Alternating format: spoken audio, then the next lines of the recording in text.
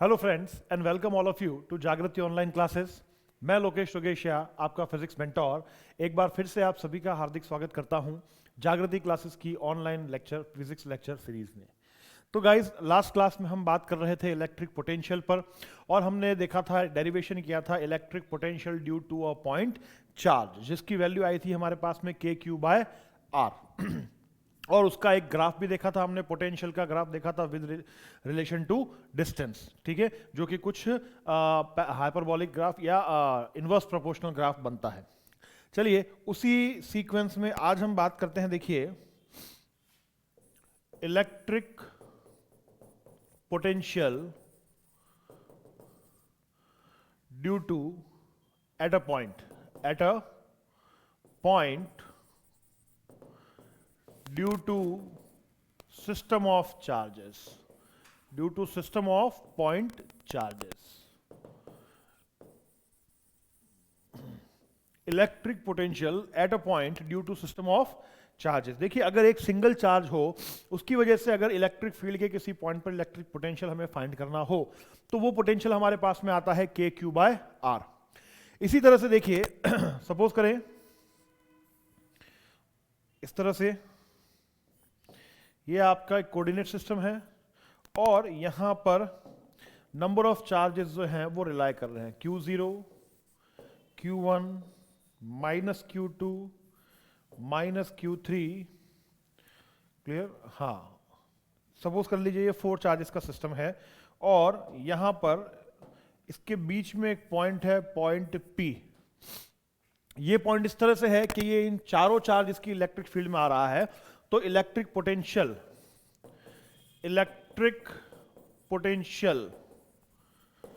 Eight point P due to number of point charges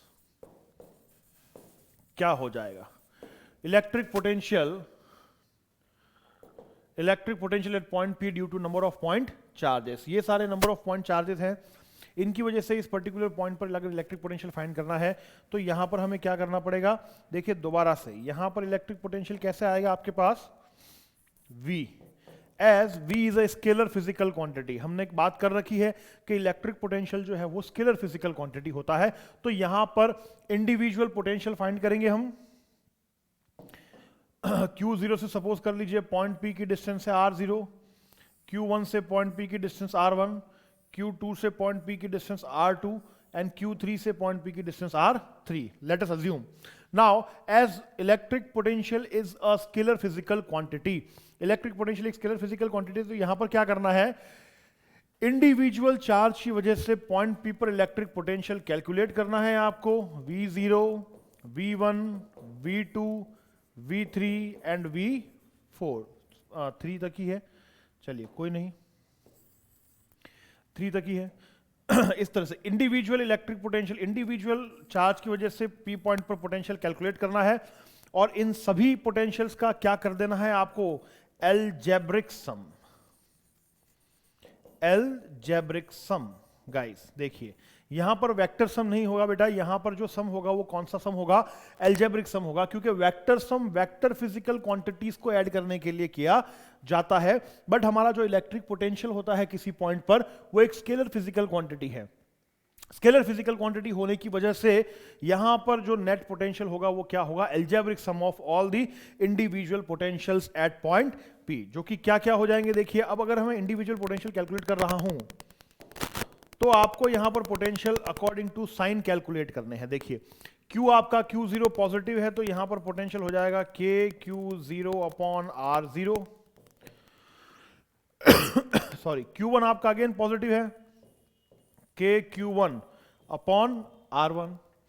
Q2 आपका negative charge है तो ये हो जाएगा प्लस K, Q की वैल्यू यहां पर इसके अकॉर्डिंग आएगी R2, प्लस Q3 भी आपका नेगेटिव चार्ज है तो इसकी वैल्यू भी यहां पर, सॉरी, K -Q3/R3। इस तरह से देखिए, जो चार्ज पॉजिटिव होगा उसकी वैल्यू पॉजिटिव में पुट करनी है, जो चार्ज नेगेटिव होगा उसकी वैल्यू नेगेटिव में यहां पर आपको पुट करनी है। यहां तक क्लियर है सभी को?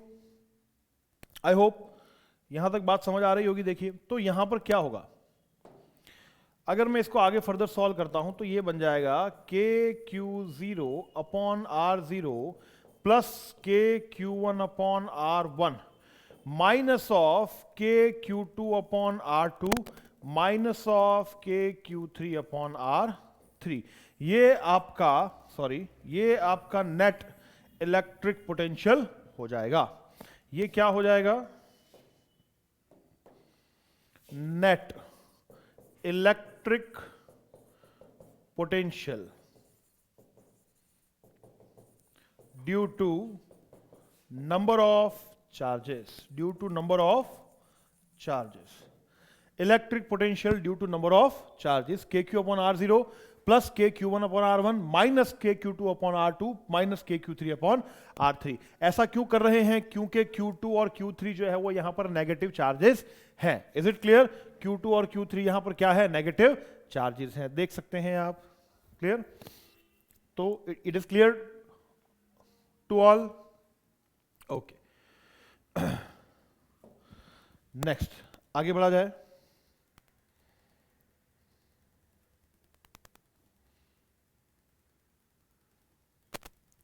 चलिए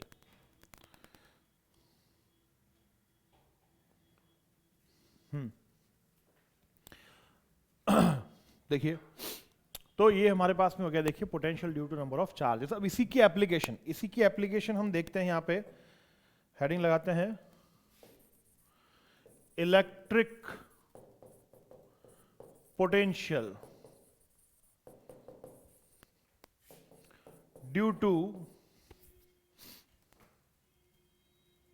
या electric potential on the axis, ये लिख लेते हैं on the axis of electric dipole,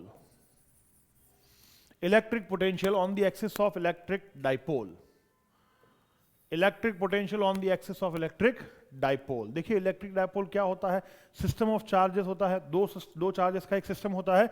उसकी वजह से अगर एक्सियल पॉइंट पर हमें इलेक्ट्रिक पोटेंशियल फाइंड करना हो, जैसे कि हमने प्रीवियस चैप्टर के अंदर इलेक्ट्रिक फील्ड इंटेंसिटी कैलकुलेट की थी, तो किस तरह से आएगी हमारे पास में। देखिए सपोज करें यह आपका इलेक्ट्रिक डाइपोल है गाइस, इस तरह से ये इलेक्ट्रिक डाइपोल है। यहां पर माइनस क्यू चार्ज है, यहां प्लस क्यू चार्ज है। दोनों के बीच की जो सेपरेशन है वो हम अज्यूम करके चलते हैं 2a। और इलेक्ट्रिक डाइपोल से कोई भी डिस्टेंस जो मेजर की जाती है वो हमेशा इसके मिड पॉइंट से की जाती है, करेक्ट। तो सॉरी, इलेक्ट्रिक डाइपोल के मिड पॉइंट से कुछ x डिस्टेंस पर हम एक पॉइंट, ऑब्जर्वेशन पॉइंट अज्यूम करते हैं, point P, where we have to calculate electric field intensity, जहां पर हमें electric field intensity calculate, sorry electric potential calculate करना है। तो देखिए क्या हो जाएगा, दो चार्जेस है, दोनों की वजह से इंडिविजुअल पोटेंशियल कैलकुलेट करेंगे। यहां पर पहला potential due to plus q charge at point P पर प्लस क्यू चार्ज की वजह से पोटेंशियल क्या होगा, देखिए फॉर्मूला KQ/R। R जो है यहां पर चार्ज और पॉइंट के बीच की डिस्टेंस होती है, यहां पर चार्ज और पॉइंट के बीच की डिस्टेंस क्या होगी गाइस, देखिए चार्ज और पॉइंट के बीच की डिस्टेंस, ये x, उसमें से ये a, तो ये हो जाएगा x माइनस a। ऐसा काम हम पहले भी कर चुके हैं, क्लियर, ओके। तो ये हो गया x माइनस a, तो आपका पोटेंशियल हो जाएगा KQ upon x minus a, KQ upon x minus a। ये पोटेंशियल आ गया हमारे पास due to plus q charge at point P। Similarly potential due to minus Q charge at point P, point P पर ही minus Q charge की वजह से भी अगर हम पोटेंशियल कैलकुलेट करें तो ये क्या हो जाएगा, देखिए सॉरी, माइनस क्यू चार्ज से ये जो डिस्टेंस होगी पॉइंट पी की, ये बन जाएगी x plus A. I hope आपको क्लियर है, x प्लस ए। तो अगर x प्लस ए डिस्टेंस से आपको पोटेंशियल कैलकुलेट करना है तो V2 क्या हो जाएगा, K। Q की वैल्यू यहां पर कैसी है, नेगेटिव, तो मैंने आपको क्या कहा, पोटेंशियल आपका नेगेटिव होगा, तो K minus Q upon distance हो गई x प्लस ए। तो V2 की वैल्यू बन जाती है minus k q upon x plus A. This is your potential due to minus q charge at point P. Now, net electric potential. Net electric potential क्या हो जाएगा guys? Net electric potential point P पर क्या हो जाएगा? Algebraic sum of all the potentials. अभी हमने देखा है इस पॉइंट पर प्लस क्यू चार्ज और माइनस क्यू चार्ज की वजह से नेट पोटेंशियल क्या होगा, algebraic sum of all the potentials V1 plus V2। तो अगर V1 प्लस V2 की बात करें तो देखिए नेक्स्ट यहां पर बात करते हैं V1 प्लस V2। V1 की वैल्यू के क्यू अपॉन एक्स माइनस ए प्लस ये हो जाएगा, सॉरी प्लस की जगह यहां पर क्या आ जाएगा, माइनस आ जाएगा। क्यों आ जाएगा, क्योंकि ये दूसरा वाला पोटेंशियल नेगेटिव है आपका, x plus A. I hope it is clear. चलिए, तो V क्या हो जाएगा आपका, के क्यू यहां से हम कॉमन ले सकते हैं, 1 अपॉन एक्स माइनस ए माइनस 1 अपॉन एक्स प्लस ए। सिंप्लीफाई करना है सिर्फ यहां पर हमें, तो ये हो जाएगा बेटा, अगर इसका एलसीएम लेंगे तो x plus A minus x minus A upon x plus A into x minus ए। देख लीजिए, सिर्फ एलसीएम लिया है और उसको सॉल्व किया है। तो इसको अगर आगे सॉल्व करें तो v की वैल्यू बन जाती है के क्यू, ब्रैकेट ओपन करेंगे तो x plus A minus x plus A upon ये बन जाएगा X square minus of A square. A plus B into A minus B, identity लग जाएगी। यहां से x से प्लस x से माइनस x कैंसिल हो जाएगा और v की वैल्यू हमारे पास में आएगी k q. a plus a is 2a upon x square minus A square. इसको सॉल्व करें तो k q 2a upon x square minus ए स्क्वायर। Q डॉट 2a जो होता है वो इलेक्ट्रिक डाइपोल मोमेंट होता है guys, P electric dipole moment. तो V की वैल्यू यहां से बन जाएगी Kp upon x square minus ए स्क्वायर। अगेन यहां से a square is very very less as compare to x square, ये बात हम पहले भी कर चुके हैं। ए जो है डाइपोल के हाफ डाइपोल की डिस्टेंस है जो कि एक्स स्क्वायर के कंपैरेटिवली बहुत ज्यादा छोटी होती है, तो हम ए स्क्वायर को क्या अज्यूम कर सकते हैं, नेग्लिजिबल। ए स्क्वायर को नेग्लिजिबल अज्यूम कर लेते हैं तो हमारा जो v है फाइनली वो बन जाता है kp upon x square. kp upon x square, देख लीजिए ये आपका पोटेंशियल आ जाएगा, ठीक है, at axial point. Electric potential at axial point आपके पास में ये वैल्यू आएगी गाइस, ठीक है। Electric potential due to electric dipole at axial point, kp upon x square. Is it clear? I hope it is clear, ठीक है। Algebraic sum करना है यहां पर आपको, वेक्टर सम नहीं करना है। चलिए, इसी तरह से हम क्या कर सकते हैं, next electric potential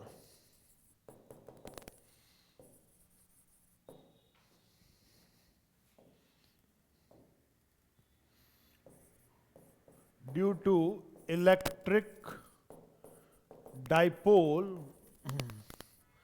at equatorial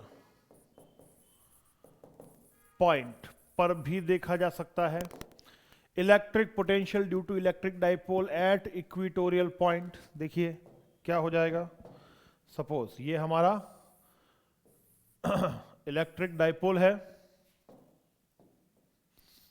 minus Q plus Q, separation between both the charges is 2a। Dipole के मिड पॉइंट से कुछ x डिस्टेंस पर हम एक ऑब्जर्वेशन पॉइंट अज्यूम कर सकते हैं। x डिस्टेंस पर एक ऑब्जर्वेशन पॉइंट हमने अज्यूम कर लिया, पॉइंट P। तो ये इक्वेटोरियल पॉइंट हो गया आपका। अब ये डिस्टेंस क्या रह गई, a। अगेन ये डिस्टेंस क्या रह गई, a, क्योंकि ये मिड पॉइंट है। अब आपको फाइंड क्या करना होगा, सबसे पहला काम electric potential at P due to plus q charge. Plus q charge की वजह से पॉइंट P पर अगर हम पोटेंशियल देखते हैं तो वैल्यू क्या बन जाएगी guys, V1 is equal to KQ by R, where R is what, distance between charge and observation point P। तो यहां पर ये डिस्टेंस क्या बनेगी, देखिए पॉइंट P और चार्ज Q को अगर मैं ज्वाइन करता हूं तो ये डिस्टेंस क्या बन जाएगी मेरी, x और ये a, तो ये root of x square plus a square, क्या यही बनेगी बिल्कुल। तो V1 की वैल्यू क्या बन जाएगी आपके पास, V1 हो जाएगा KQ upon root of x square plus a square. ये आ गया आपके पास potential due to plus q charge, KQ by root x square plus a square. क्योंकि एल्जेब्रिक सम करना है, potential is a scalar quantity, तो इसके अंदर इसके कोई कंपोनेंट्स नहीं होंगे, हम इसको कंपोनेंट्स में डिवाइड नहीं करेंगे डायरेक्शन के अकॉर्डिंग, क्योंकि इसमें डायरेक्शन का कोई सेंस नहीं है guys. It is purely a scalar physical quantity, इसमें डायरेक्शन का कोई सेंस नहीं है, इस वजह से आप इसको डायरेक्शन में डिवाइड नहीं करेंगे। आपका net potential due to plus q charge सिर्फ यही हो जाएगा, KQ by root x square plus a square. चलिए second point, electric potential at P due to minus Q charge.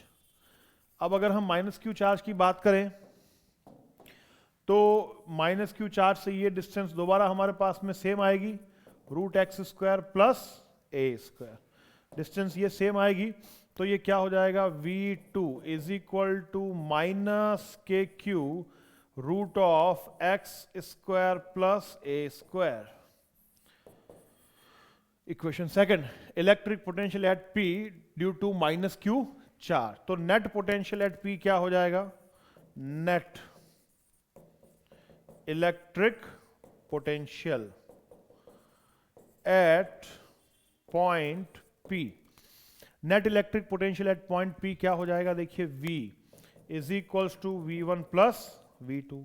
Algebraic sum करना है आपको, KQ upon root of x square plus a square minus KQ upon root of x square plus a square. देखिए तो अगर हम equatorial point पर potential देखते हैं तो यहां पर देखिए दोनों का मैग्नीट्यूड सेम है, लेकिन एक पॉजिटिव है और एक नेगेटिव है। इसकी वजह से ये पूरा मैग्नीट्यूड इससे कैंसल आउट हो जाएगा और आपके पास में नेट पोटेंशियल की value at equatorial point due to electric dipole क्या बनती है, जीरो बन जाती है। क्या बन जाती है गाइस, जीरो बन जाती है।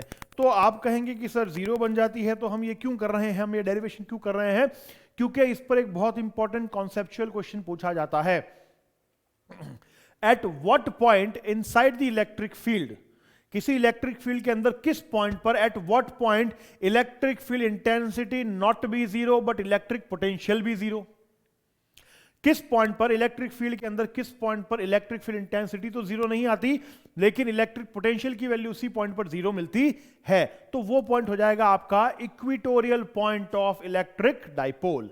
Equatorial point of electric dipole, क्योंकि guys equatorial point of electric dipole पर इलेक्ट्रिक फील्ड इंटेंसिटी की वैल्यू होती है KP बाय एक्स क्यूब। हमने फाइंड कर रखी है प्रीवियस चैप्टर में, वैल्यू क्या होती है KP by x cube. But इसी इक्वेटोरियल पॉइंट पर due to the same electric dipole अगर आप इलेक्ट्रिक पोटेंशियल की वैल्यू फाइंड करने जाएंगे तो ये वैल्यू मिलेगी आपको जीरो। क्या मिलेगी, जीरो मिलेगी गाइस। ओके, तो इट इज क्लियर। तो यहां पर ये चीज ध्यान रखिएगा, मैं लिख देता हूं यहां पर इंपॉर्टेंट पॉइंट करके, important note. at equatorial point of electric dipole, electric field intensity never be zero. कितनी होती है? 2 kp by x cube, but at the same point electric potential must be zero. Same point पर electric potential आपका जो है वो zero हो सकता है। हो सकता क्या है? होता ही है, अगर ये इलेक्ट्रिक डाइपोल हो तो।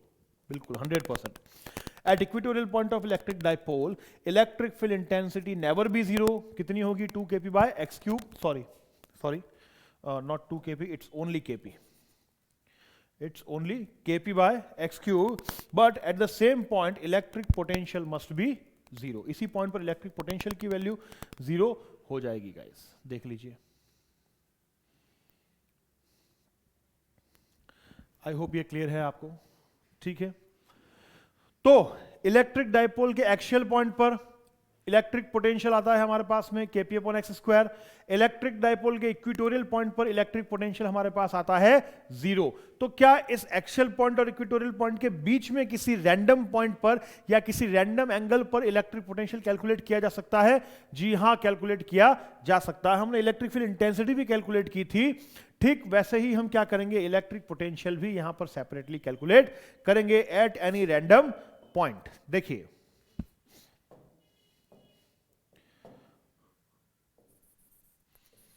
इलेक्ट्रिक पोटेंशियल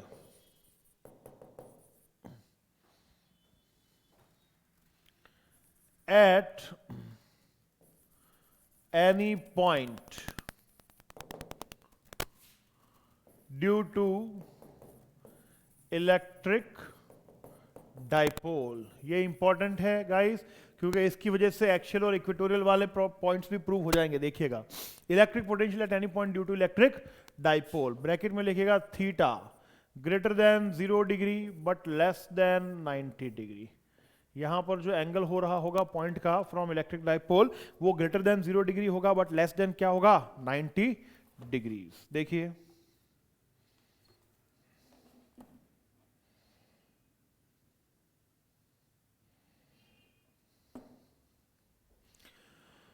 चलिए, तो डाइपोल बना लेते हैं हम। देखिए सपोज ये हमारा डाइपोल है -q प्लस q, ठीक है।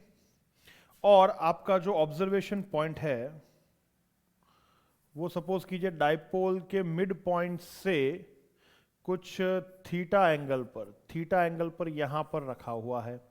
डिस्टेंस इसकी कितनी हो जाएगी दोबारा से? x। थीटा एंगल पर ऑब्जर्वेशन पॉइंट यहां है आपका, इस तरह से दिख रहा है आपको, क्योंकि ये थीटा हमने कंडीशन लिख रखी है less than greater than 0 but less than 90 degree है। तो ध्यान रखिए उसके अकॉर्डिंग पॉइंट भी आपका यही आएगा, एक्सिस और इक्वेटोरियल पॉइंट्स के बीच में, एक्सियल या इक्वेटोरियल पॉइंट्स के बीच में। क्लियर? ओके चलिए, तो अब हम यहां से पहली चीज अगेन फाइंड करेंगे, क्या? इलेक्ट्रिक। अच्छा, ये जो सेपरेशन है ये टोटल कंप्लीट सेपरेशन कितना है?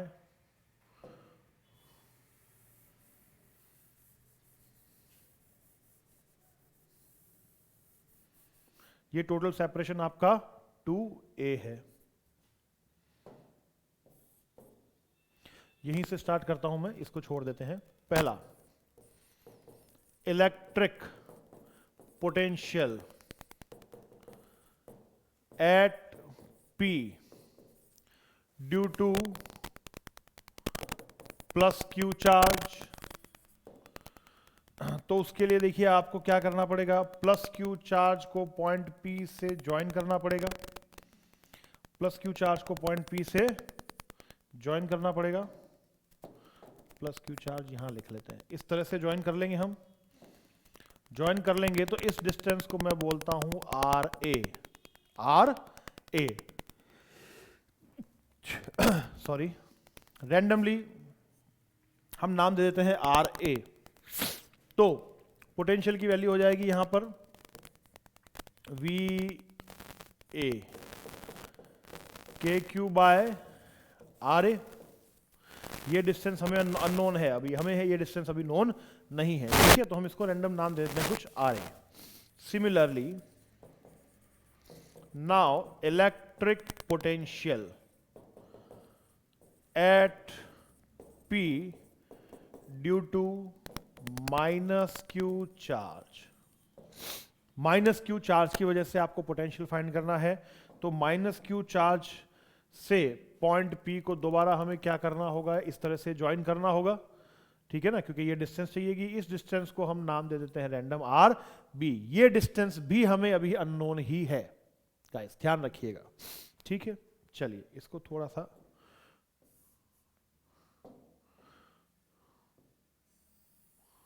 इस तरह से r b,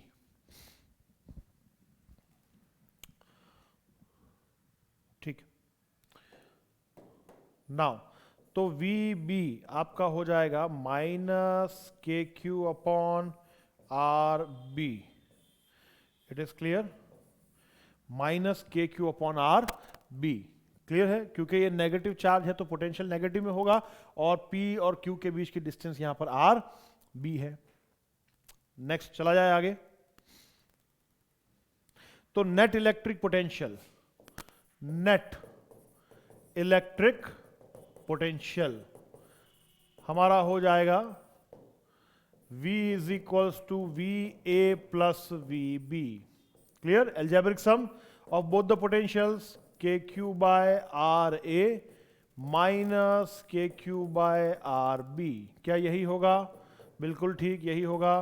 k Q common आएगा, 1 upon R A minus of 1 upon are B. एक तरह से देखा जाए तो ये हमारा आंसर हो गया, R B minus R A upon R A into are B. Electric potential की वैल्यू हमारे पास में ये आई, K Q R B minus R A upon are A R B. इनका एलसीएम लेंगे तो R A R B LCM आएगा। आर ए आर बी को आर ए से डिवाइड करेंगे तो आर बी बच जाएगा और वो एस वन से मल्टीप्लाई हो जाएगा।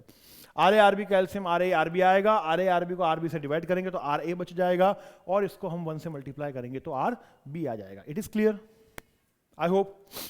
तो यहां तक हमारा पोटेंशियल आ गया, लेकिन अभी भी हमारे पास में दिक्कत क्या है कि आर ए और आर बी की वैल्यूज अननोन है।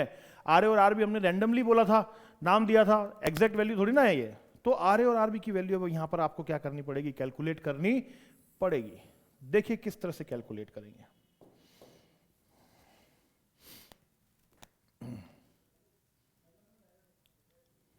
प्रीवियस चलते हैं वापस हमारे डायग्राम पर।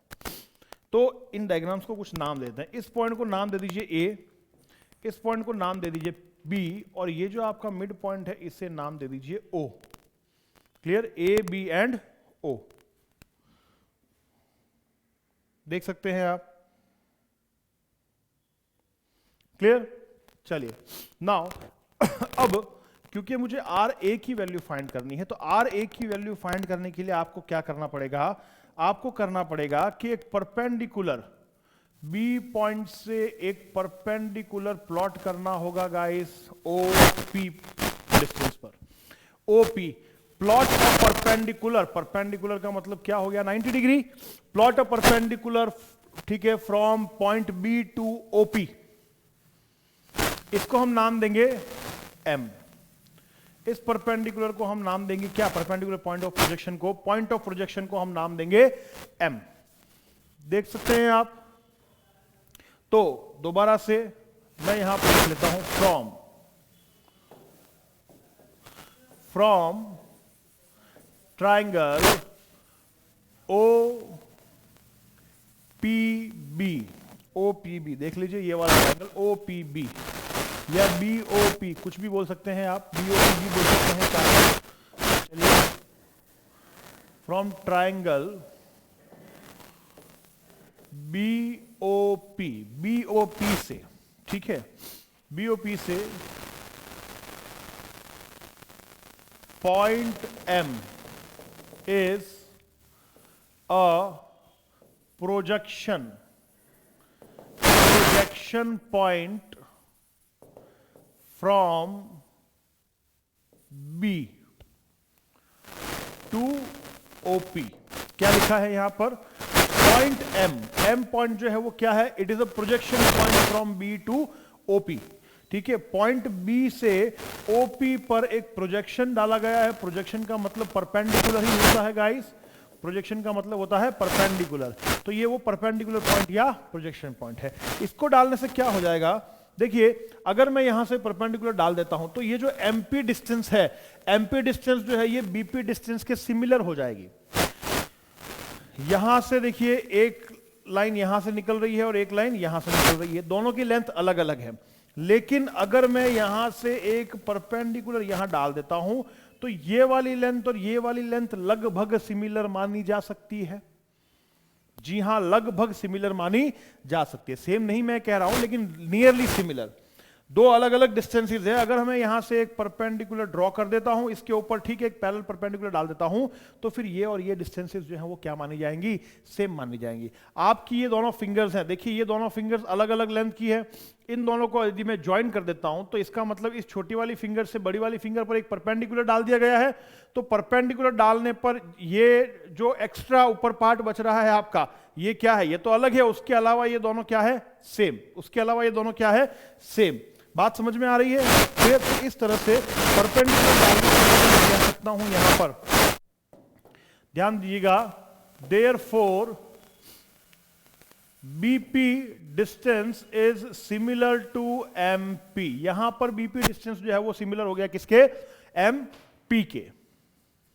BP क्या है? सिमिलर हो गया, तो सिमिलर को मैं लगभग लगभग सेम भी बोल सकता हूं। BP क्या है? BP डिस्टेंस हमारी RA डिस्टेंस है। और MP क्या है? देखिए MP क्या है? MP is OP minus OM। MP is nothing but OP में से OM को माइनस कर दीजिए, तो ये MP क्या हो जाएगा आपका? OP minus OM। ये हो गया MP, OP माइनस OM। देखिए गाइस, OP जो है ये तो टोटल X है, OM हमें नहीं पता। OP क्या है? टोटल X है। OM फाइंड करना है, तो यहां पर एक ट्रायंगल और दिखाई दे रहा होगा आपको। कौन सा? BOM। मैं इधर बनाता हूं, देखिए triangle from triangle BOM। Triangle कुछ इस तरह से बन रहा है, देखिए राइट एंगल ट्रायंगल है, ट्रायंगल है। ये पॉइंट आपका B पॉइंट है और B से M पर क्या डाला गया है? प्रोजेक्शन डाला गया है। देख लीजिए, इसको अगर करें तो B से O पॉइंट और O और M के बीच में क्या बन रहा है? थीटा बन रहा है। O और M के बीच में, B से M पॉइंट और O और M के बीच में क्या बन रहा है? थीटा बन रहा है। O पॉइंट और M पॉइंट के बीच में यहां पर थीटा बन रहा है। कुछ इस तरह से आपके पास में OB डिस्टेंस है कितनी? A। OB डिस्टेंस कितनी है? A। देख रहे हैं आप? OB डिस्टेंस, ये डिस्टेंस कितनी हो गई? A, क्योंकि हाफ है ना। और आपको फाइंड क्या करना है? OM। आपको फाइंड करना है OM। OM is your hypotenuse. अगर इस ट्राइंगल से देखें तो from triangle BOM cos theta क्या हो जाएगा? OB upon OM base upon hypotenuse. हाँ, base upon hypotenuse, OB upon OM। एक second, just a second, sorry, 90 degree मेरा ये है बेस, सॉरी, बेस आपका OB हो रहा है, ये हाइपोटेनियस है गाइस। ठीक है, एक मिनट, ट्राइंगल रिकंस्ट्रक्ट करेंगे हम, रिकंस्ट्रक्ट करते हैं, एक मिनट। X है आपका OM, X हो गया यहां पर X minus OM from triangle BOM। देखिए ट्राइंगल BOM से 90 डिग्री यहां है और थीटा यहां है। जहां 90 डिग्री और थीटा एंगल दोनों एक साथ होते हैं वो आपका बेस होता है। एम बी है जो ये आपका परपेंडिकुलर हो गया और ओ एम यहां पर आपका बेस हुआ है। देखिए एम बी जो है ये आपका परपेंडिकुलर हो गया और ओ बी आपका क्या है, देखिए ओ एम आपका बेस है और एम बी आपका परपेंडिकुलर है। ओ एम आपका बेस है और एम बी आपका परपेंडिकुलर है और बी एम के बीच में 90 डिग्री एंगल बन रहा है और बी ओ के बीच में यहां पर थीटा डिग्री एंगल बन रहा है। ये आपका करेक्ट ट्राइंगल है। देखिए ये आपका करेक्ट ट्राइंगल है बी एम ओ, देख सकते हैं आप दोबारा से B M O, clear. Theta और 90 डिग्री एंगल जिस पर्टिकुलर एक्सिस पर बन रहे हैं वो हमारा बेस हो जाएगा, कौन सा, ओ एम। जहां पर 90 डिग्री एंगल प्लॉट किया गया है ये आपका परपेंडिकुलर हो गया बी एम और रिमेनिंग जो डिस्टेंस है ये हो गई हाइपोटेनियस, देख सकते हैं आप। ओ एम आपका बेस, बी एम आपका परपेंडिकुलर और बी ओ हाइपोटेनियस। इसमें से ओ बी डिस्टेंस जो है हमारी वो ए है, ओ बी डिस्टेंस, तो हम पार्डन यहां पर हाइपोटेनियस जो हो गई वो आपकी क्या हो गई, ए हो गई। और ओ एम डिस्टेंस हमें यहां पर एक्स कैलकुलेट करनी है, sorry O M distance, O B distance जो है, हाँ ओ एम डिस्टेंस जो है वो हमें यहां पर क्या करनी है, कैलकुलेट करनी है। तो यहां से देखिए कॉस थीटा अगर मैं अप्लाई करता हूं तो कॉस थीटा की वैल्यू क्या बन रही है, देखें cos theta is base upon hypotenuse O M upon O B, O M upon O B. तो यहां से O M is equals to हो जाता है ओ बी कॉस थीटा, ओ एम की वैल्यू बन जाती है आपकी O B cos theta, O M is becomes O B cos theta. तो देखिए यहां पर O B cos theta, now O B क्या है आपका, ओ बी वैल्यू हमारे पास में है a cos theta, O m हो गया ए कॉस थीटा।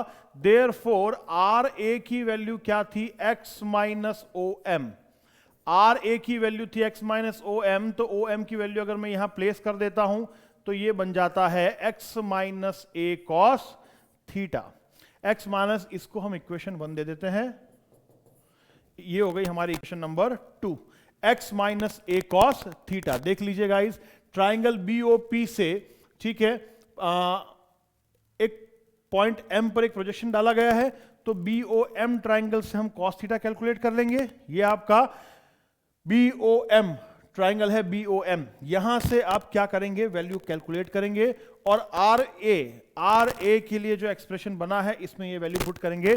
तो आर ए की वैल्यू आती है हमारे पास में x minus a cos theta. Similarly अब आपको आर बी की वैल्यू कैलकुलेट करनी है। पीछे चलिए वापस एक बार, आर बी की वैल्यू कैलकुलेट करने के लिए आपको क्या करना पड़ेगा, आर बी की वैल्यू कैलकुलेट करने के लिए एक काम करना पड़ेगा हमें कि अब हम यहां से प्रोजेक्शन नहीं डाल सकते जैसे हमने यहां डाला था। अगर आप यहां से प्रोजेक्शन डाल देंगे तो कंप्लीट आर बी जो है वो इसके इक्वल नहीं हो पाएगी, आपको कंप्लीट आर बी की वैल्यू नहीं मिल पाएगी। आर बी आपकी कंप्लीट है from A to P, are B जो डिस्टेंस है आपकी वो ए से पी है। तो इसके लिए मैं क्या कर रहा हूं, देखिए इसके लिए मैं इसी लेंथ को आगे बढ़ा रहा हूं, ये वाली,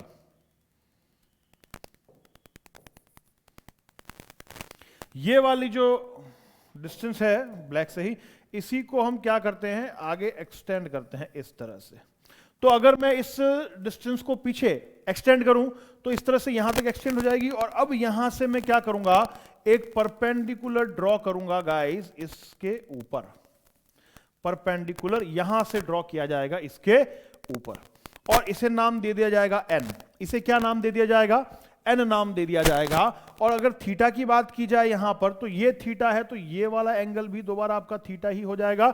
वर्टिकल अपोजिट एंगल्स बन रहे हैं यहां पर कौन से एंगल्स बन रहे हैं बेटा, वर्टिकल अपोजिट एंगल्स कंस्ट्रक्ट हो रहे हैं, देख लीजिए। आई होप इट इज क्लियर। अब यहां पर देखिए एन से लगाकर पी ये डिस्टेंस और ए से लगाकर पी ये डिस्टेंस आपकी क्या है, इक्वल है। एन से लगाकर पी डिस्टेंस, एन से लगाकर पी डिस्टेंस और ए से लगाकर पी डिस्टेंस यहां पर दोबारा आपकी क्या हो जाएंगी, इक्वल हो जाएंगी। तो अब जो हमें नेक्स्ट वर्क करना है वो इसके अकॉर्डिंग करना है। देखिए कैसे, similarly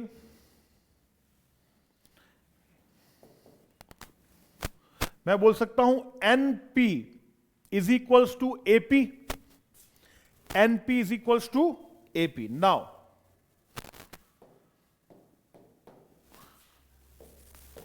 AP is similar to NP. क्यों किया है NP? ठीक है,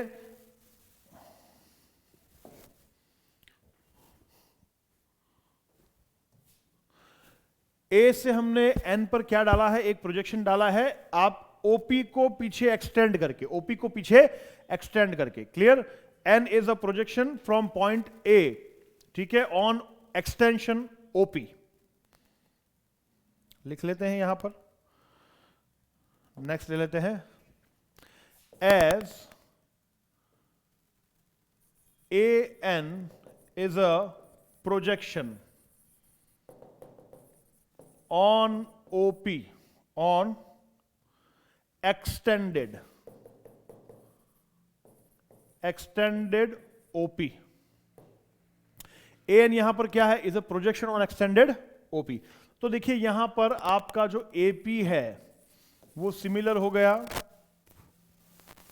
NP के. AP आपका सिमिलर हो गया किसके, NP के. देख लीजिए NP के. तो AP जो है यहां पर वो क्या है, RA. तो ये भी सिमिलर हो जाएगा किसके, NP के. देख सकते हैं आप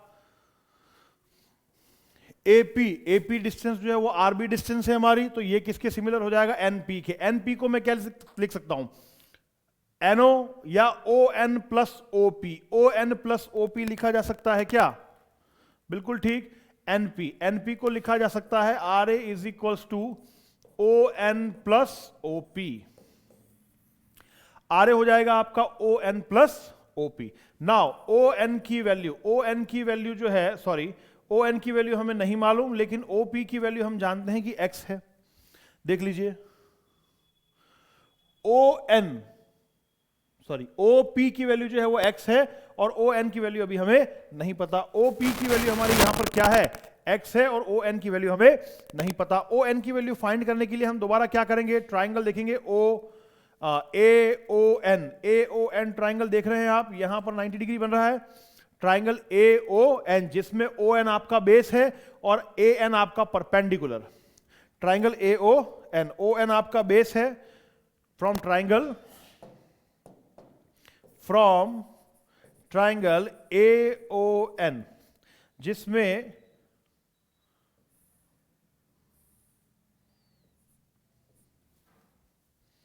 देखिए ON आपका बेस है और AN परपेंडिकुलर. ON आपका बेस है एंड AN इज परपेंडिकुलर. तो AO की वैल्यू जो है वो यहां पर A बन जाएगी क्या. AO की वैल्यू देखिए, AO आपकी रिमेनिंग डिस्टेंस A हो गई, ये भी A और ये भी A. और यहां से हमें ON कैलकुलेट करना है. सेम प्रोसीजर, ON कैलकुलेट करना है. देखिए तो ON क्या हो जाएगा, cos थीटा. दोबारा से इस ट्राइंगल का cos थीटा क्या होगा, ON upon AO. ON is equals to AO cos theta. ON की वैल्यू दोबारा आपके पास में आएगी A cos थीटा. ON की वैल्यू दोबारा आपके पास में क्या आ रही है, A cos थीटा. तो देखिए जब हम इस वैल्यू को फाइंड करने गए तो ये भी हमारे पास में A cos थीटा ही आई थी, और ये वैल्यू जो है ये भी आपके पास A cos थीटा ही आ रही है, A cos थीटा. तो बेसिकली आपकी RA की वैल्यू जो है वो क्या बन जाएगी गाइस, यहां पर A cos theta plus X. RA को हम लिख सकते हैं X plus A cos theta. RA को आप लिख सकते हैं X plus A cos theta. It is clear, X plus A cos theta. It is equation 3. From equation 1, 2 and 3 RA और RB की वैल्यू अपनी इक्वेशन 1 में पुट कर दीजिए. इक्वेशन 1 कौन सी थी हमारी, ये वाली, टोटल पोटेंशियल की वैल्यू. ठीक है, इसमें RA और RB की वैल्यूज क्या करें, पुट कर दीजिए.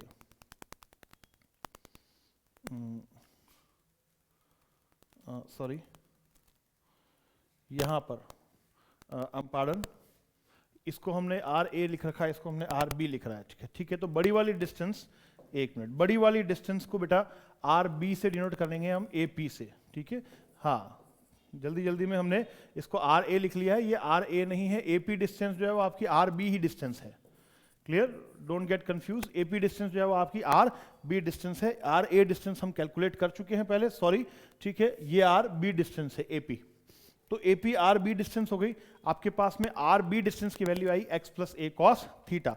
तो देखिए वी जो था आपका वो था k q upon R B minus R A upon R A into are b, k Q R B minus R A upon R A into R B.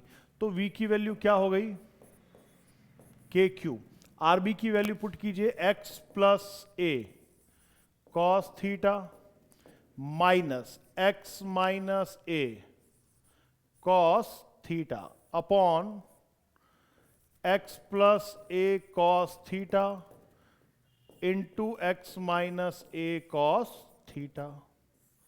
इस तरह से इसको अगर हम सॉल्व करते हैं और मैं यहां पर साइन रिमूव करता हूं तो ये हो जाएगा x plus a cos theta minus x plus a cos theta upon x square minus A square cos square theta. It is clear, a plus B into A minus b, x x cancel out, क्या बनेगा, v is equal to a cos theta plus a cos theta, k q 2a cos theta upon x square minus A square, multiply कर देते हैं तो ये k q 2a cos theta upon x square minus ए square.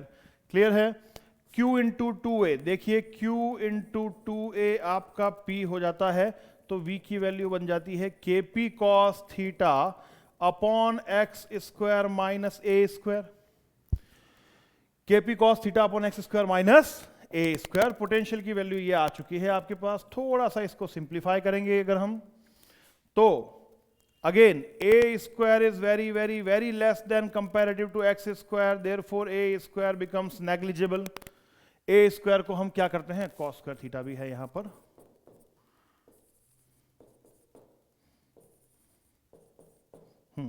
तो ए square को अगर मैं neglect कर दूं तो ये वाली टर्म पूरी खत्म हो जाएगी, जीरो हो जाएगी। आपके पास में पोटेंशियल की वैल्यू आती है K P cos theta upon x square, K P cos theta upon x square. किसी भी रैंडम पॉइंट पर, रैंडम एंगल पर electric potential due to electric dipole होता है गाइस हमारा K P cos theta by X square. देख सकते हैं आप, ये हमारा फाइनल रिजल्ट होगा इस डेरिवेशन का।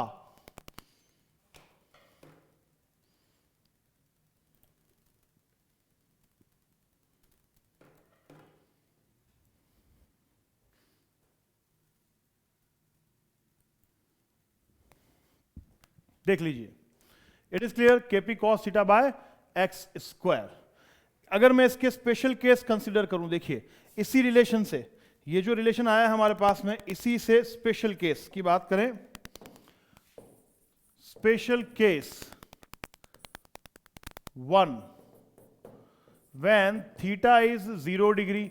थीटा 0 होने का मतलब क्या है, point, observation point, observation point आपका कहां है, एक्सिस पर, एक्सिस पर थीटा 0 है, तो यहां से v की वैल्यू क्या आएगी, के P cos 0 upon x cube, cos 0 की वैल्यू 1 हो जाती है। तो देखिए एक्सियल पॉइंट पर हमारे पास में इलेक्ट्रिक पोटेंशियल यही आया था, डेरिवेशन से भी के पी अपॉन एक्स क्यूब आता है।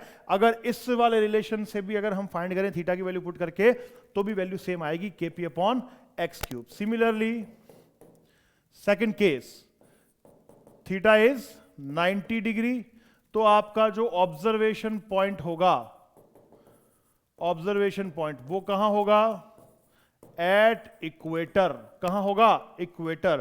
तो v की वैल्यू हो जाएगी K P cos 90 upon x square, am I right, K P upon X cos 90 upon x square. तो ये क्या हो जाएगा, देखिए कॉस 90 की वैल्यू 0, cos 90 की वैल्यू 0, तो आपका पोटेंशियल यहां पर भी टोटल क्या आ जाएगा, 0 आ जाएगा, क्योंकि cos 90 0 है। इसका मतलब हमारा ये जो रिलेशन बना है, हमारे पास यहां से जो रिलेशन आया ना इलेक्ट्रिक पोटेंशियल का, Kp cos theta by X square, electric dipole की वजह से किसी भी पॉइंट पर इलेक्ट्रिक पोटेंशियल सिर्फ और सिर्फ इस रिलेशन की हेल्प से फाइंड किया जा सकता है, चाहे केस कंडीशन कोई भी हो। It is clear? I hope it is clear to all of you. देख लीजिए, एक्सियल पॉइंट, इक्वेटोरियल पॉइंट पर इस तरह से हम क्या करेंगे गाइस, ठीक है, पोटेंशियल्स कैलकुलेट करेंगे। डेरिवेशन पार्ट है ये आपका, इंपॉर्टेंट है, काफी बार पूछा जाता है। चलिए तो यहां तक आज की बात हम करते हैं। नेक्स्ट क्लास में हम बात करेंगे electric potential due to conducting और नॉन कंडक्टिंग चार्ज स्पेयर्स की वजह से, ठीक है, और फिर हम आगे बढ़ेंगे हमारी पोटेंशियल एनर्जी वाले टॉपिक पर, ठीक है। तब तक के लिए आज की क्लास में यहीं एंड करता हूं। हम फिर मिलेंगे एक बार फिर से, ठीक है। स्टे होम, स्टे सेफ, पढ़ते रहिए, आगे बढ़ते रहिए। Thank you, have a nice day, thank you.